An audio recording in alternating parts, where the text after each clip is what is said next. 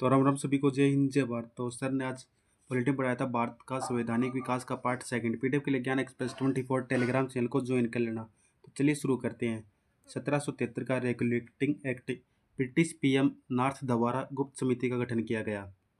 इसकी गुप्त समिति की सिफारिश पर एक अधिनियम पास किया गया जिसे रेगुलेटिंग एक्ट 1773 के नाम से जाना गया।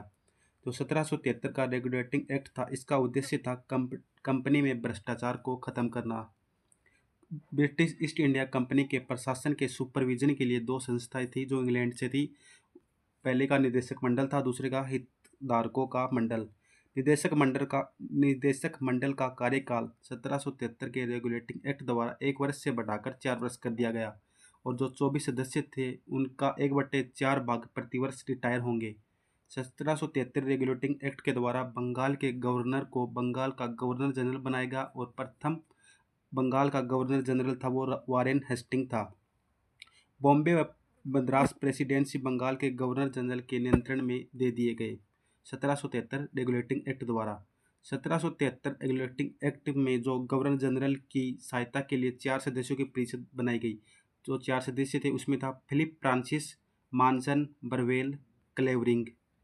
इस एक्ट 1773 का जो रेगुलेटिंग एक्ट था उसके द्वारा कलकत्ता में सर्वोच्च न्यायालय 1774 में बनाया गया और ये सर्वोच्च न्यायालय अभिलेख न्यायालय था। अभिलेख न्यायालय का मतलब होता है कि जो भी इसमें जो मुकदमे होंगे वो रिकॉर्ड होंगे, मतलब कोर्ट ऑफ रिकॉर्ड, मतलब कि वो लिखित में होंगे।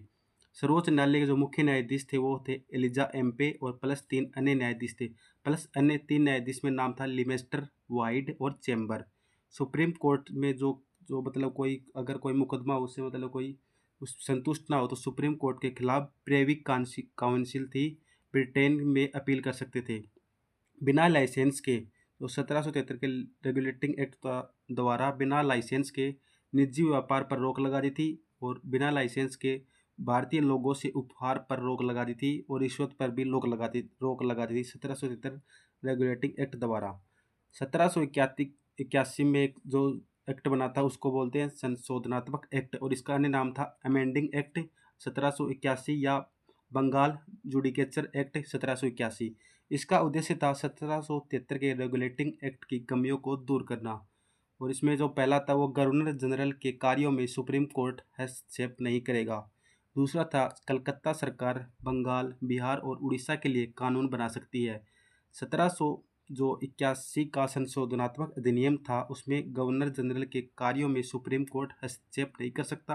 दूसरा था कलकत्ता सरकार बंगाल, बिहार और उड़ीसा के लिए कानून बना सकती थी और कार्यपालिका एवं न्यायपालिका का पृथक्करण किया गया। और ये कलकत्ता सरकार वाला जो बंगाल, बिहार और उड़ीसा के लिए कानून बना सकती थी, ये डीपी 2020 में पूछा गया था। अगर आपको वीडियो पसंद है तो वीडियो को लाइक करना, चैनल को सब्सक्राइब करना। चलिए मिलते हैं नेक्स्ट वीडियो में, तब तक के लिए जय हिंद।